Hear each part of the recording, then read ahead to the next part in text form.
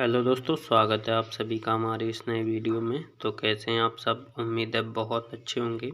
तो दोस्तों आज हम लोग इस वीडियो में करने वाले हैं रेलवे साइंस के लिए टॉप 30 क्वेश्चंस, जो कि सारे आपके प्रीवियस ईयर क्वेश्चन पेपर से लिए गए हैं। दोस्तों ये क्वेश्चन आपके RRB, ALP technician, NTPC, RPF, SI constable और आरआरबी जेई या ग्रुप डी प्रश्न पत्र से लिए गए हैं। तो दोस्तों ये वीडियो आपके आने वाले रेलवे एग्ज़ाम के लिए बहुत ही इम्पोर्टेंट होने वाला है।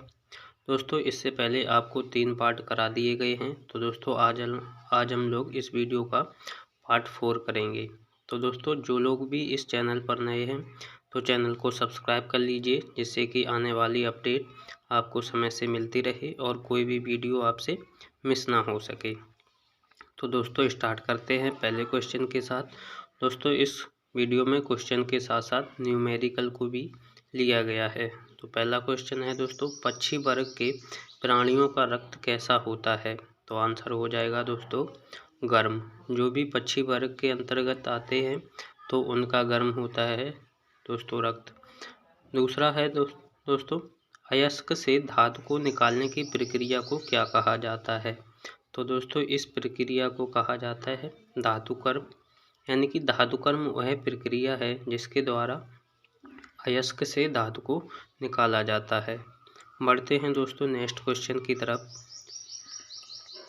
क्वेश्चन नंबर 3 में कह रहा है जंग का रासायनिक सूत्र क्या होता है? तो दोस्तों इसका सूत्र है Fe2O3.XH2O। दोस्तों आपसे एग्ज़ाम में ये भी क्वेश्चन पूछा जाता है कि जंग लगने से लोहे के भार में क्या परिवर्तन आता है? तो दोस्तों जंग लगने के कारण लोहे का भार बढ़ जाता है। नेक्स्ट है दोस्तों, एथेनोइक अम्ल का साधारण नाम क्या है? तो आंसर हो जाएगा दोस्तों एसिटिक एसिड। यानी कि एथेनोइक अम्ल का साधारण नाम एसिटिक एसिड भी होता है। अगला है दोस्तों क्वेश्चन नंबर 5। इसमें कह रहा है नेत्र में प्रवेश करने वाले प्रकाश की मात्रा को किसके द्वारा नियंत्रित किया जाता है? आंसर हो जाएगा दोस्तों पुतली। दोस्तों जो मानव आँख में प्रकाश प्रवेश करता है तो इसकी मात्रा को पुतली के द्वारा नियंत्रित किया जाता है। नेक्स्ट है दोस्तों, निष्क्रिय लिटमस विलयन का रंग कैसा होता है? आंसर है दोस्तों जामुनी। दोस्तों ये जो लिटमस पेपर होता है ये लाइकेन से प्राप्त किया जाता है और लिटमस जो निष्क्रिय होता है उसका रंग जामुनी होता है। नेक्स्ट है दोस्तों, पानी में एक अम्ल या क्षार का विलयन करने को किस नाम से जाना जाता है? यानी कि पानी में अम्ल या क्षार को जब मिलाया जाता है तो उसमें से ऊष्मा निकलती है, तो इस अभिक्रिया को ऊष्माक्षेपी अभिक्रिया के नाम से जाना जाता है।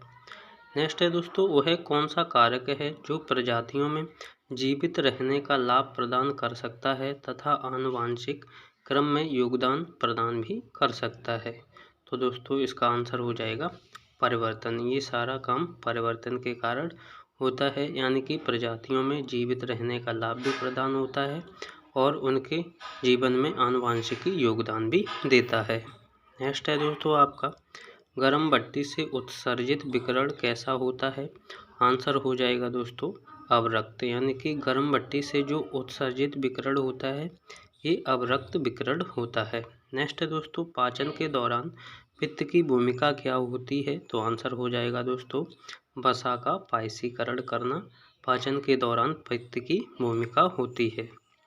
नेक्स्ट है दोस्तों क्वेश्चन नंबर 11। इसमें है दोस्तों आपका न्यूमेरिकल। तो कह रहा है जब 8 किलोग्राम द्रव्यमान की किसी वस्तु पर कोई सतह बल 2 सेकंड के लिए कार्य करता है तो यह वस्तु के वेग को 4 मीटर प्रति सेकंड से 9 मीटर प्रति सेकंड तक बढ़ा देता है।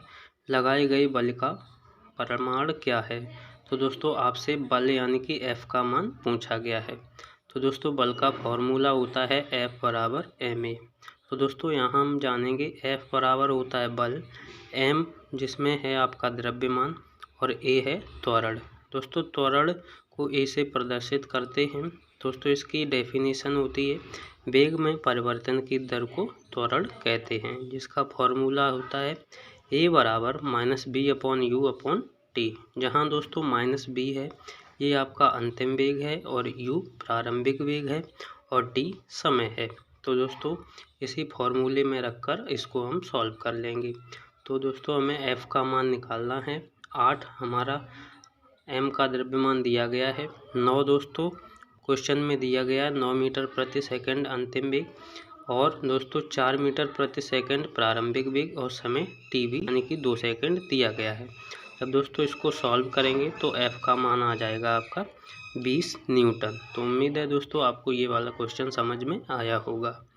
नेक्स्ट है दोस्तों आपका अगला, कह रहा है किसी तरंग की आवृत्ति को दोगुना करने पर उसके तरंग दैर्ध्य पर क्या प्रभाव पड़ेगा। तो दोस्तों जो इसकी तरंग दैर्ध्य हो जाएगी वो पहले की आधी हो जाएगी, यानी कि इसका फॉर्मूला होता है v बराबर n लैम्डा।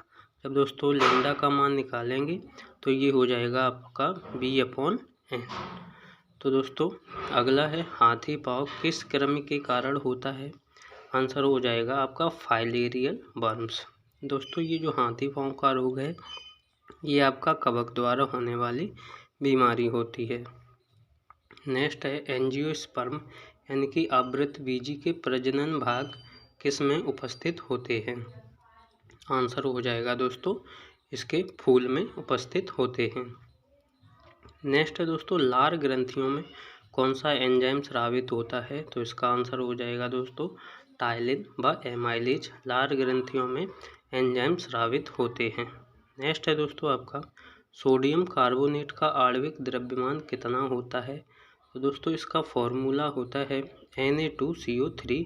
सोडियम कार्बोनेट का दोस्तों जो सोडियम का परमाणु द्रव्यमान होता है ये 23 होता है, इंटू 2 इसलिए क्योंकि Na2 लिखा हुआ है, प्लस उसके बाद C यानी कि कार्बन का परमाणु द्रव्यमान 12 प्लस O यानी कि ऑक्सीजन का 16 होता है। दोस्तों यहाँ 3 होना चाहिए 2 की जगह, तो यहाँ 3 हो जाएगा। तो जब दोस्तों इसको सॉल्व करेंगे तो 23 इंटू 2 यानी कि 23 दूनी 46 प्लस कार्बन का 12 और प्लस 16 तियाँ 48। जब इनको दोस्तों ऐड करेंगे तो आ जाएगा 106। तो दोस्तों सोडियम कार्बोनेट का आणविक द्रव्यमान 106 हो जाएगा। नेक्स्ट है दोस्तों सबसे ज़्यादा आयनीकरण क्षमता किसकी होती है। तो दोस्तों इसका राइट आंसर हो जाएगा हीलियम। जो हीलियम तत्व है इसकी सबसे ज़्यादा आयनीकरण क्षमता होती है। नेक्स्ट है दोस्तों आपका गले में किसके छल्ले होते हैं। आंसर हो जाएगा दोस्तों उपास्थि के छल्ले गले में होते हैं। नेक्स्ट है धातु में एक मुक्त इलेक्ट्रॉन के पथ का आकार कैसा होता है। तो दोस्तों जो धातु में मुक्त इलेक्ट्रॉन होते हैं इनका पथ वक्राकार होता है। आगे बढ़ते हैं दोस्तों। नेक्स्ट है आपका कौन सा ऊतक मृत कोशिकाओं के संयोजन से बना होता है। तो दोस्तों पौधों में जो स्क्लेरेनकाइमा ऊतक होता है ये मृत कोशिकाओं का बना होता है और ये पौधों को दृढ़ता प्रदान करने के लिए उपस्थित होता है। नेक्स्ट है किस तत्व का परमाणु आकार सबसे कम होता है। तो इसका आंसर हो जाएगा दोस्तों हीलियम। नेक्स्ट है दोस्तों आपका नाइट्रोजन के 0.6 अणु का द्रव्यमान कितना होता है। तो दोस्तों नाइट्रोजन का जो परमाणु क्रमांक होता है 14 और N2 इसको प्रदर्शित करते हैं तो N2 तो यानी 14 इंटू 2 हो जाएगा 28। दोस्तों क्वेश्चन में आपसे पूछा है 0.6 का, तो इसमें हम 0.6 से गुणा कर देंगे तो आ जाएगा 16.8 ग्राम। नेक्स्ट है दोस्तों समान धारा प्रवाहित करने के लिए प्रतिरोध को किस क्रम में जोड़ना चाहिए। तो दोस्तों आंसर हो जाएगा श्रेणी क्रम। दोस्तों श्रेणी क्रम में प्रतिरोधों को जोड़ने से उनमें प्रवाहित होने वाली धारा एक समान होती है। नेक्स्ट है दोस्तों अणु का गठन करने वाले परमाणुओं की संख्या को क्या कहते हैं। तो उन्हें कहते हैं दोस्तों परमाणुविकता। दोस्तों परमाणुविकता कहते हैं जो अणु का गठन करते हैं उन परमाणुओं की संख्या को। नेक्स्ट है दोस्तों आपका प्रकाश संश्लेषण के लिए इस्तेमाल किया जाने वाला पदार्थ क्या है। तो दोस्तों ये होता है आपका फाइटो हार्मोन जो कि प्रकाश संश्लेषण के लिए इस्तेमाल किया जाता है। नेक्स्ट है दोस्तों भ्रूण एक विशेष तंत्र की सहायता से माँ के रक्त से पोषण प्राप्त करता है, इस तंतु को क्या कहते हैं। तो दोस्तों ये तंतु होता है आपका नाल जो माँ के गर्भ में पोषण प्रदान करता है। अगला है दोस्तों, जब सोडियम बाइकार्बोनेट को पीएच पेपर की पट्टी पर रखा जाता है तो पट्टी के रंग पर क्या प्रभाव पड़ता है? तो दोस्तों इसके रंग पर कोई भी प्रभाव नहीं पड़ता है, यानी कि रंग परिवर्तित नहीं होता है। नेक्स्ट है दोस्तों, समभारिकों में किसकी संख्या समान होती है? तो दोस्तों समभारिकों में नाभिक की संख्या समान होती है। नेक्स्ट है दोस्तों, एक कोशिकीय हरित शैवाल कौन सा है? तो दोस्तों क्लीमेडोमोनास जो है आपका एक कोशिकीय हरित शैवाल है। अगला है दोस्तों, तांबे का सापेक्षिक घनत्व क्या होता है? तो दोस्तों किसी भी वस्तु का सापेक्षिक घनत्व मतलब तांबे का सापेक्षिक घनत्व यानी कि उस वस्तु का बटे पानी का सापेक्षिक घनत्व होता है। तो दोस्तों ये आपको फॉर्मूला ध्यान रखना है। और दोस्तों सापेक्षिक की कोई भी विमा नहीं होती है। तो दोस्तों उम्मीद है आपको वीडियो पसंद आया होगा।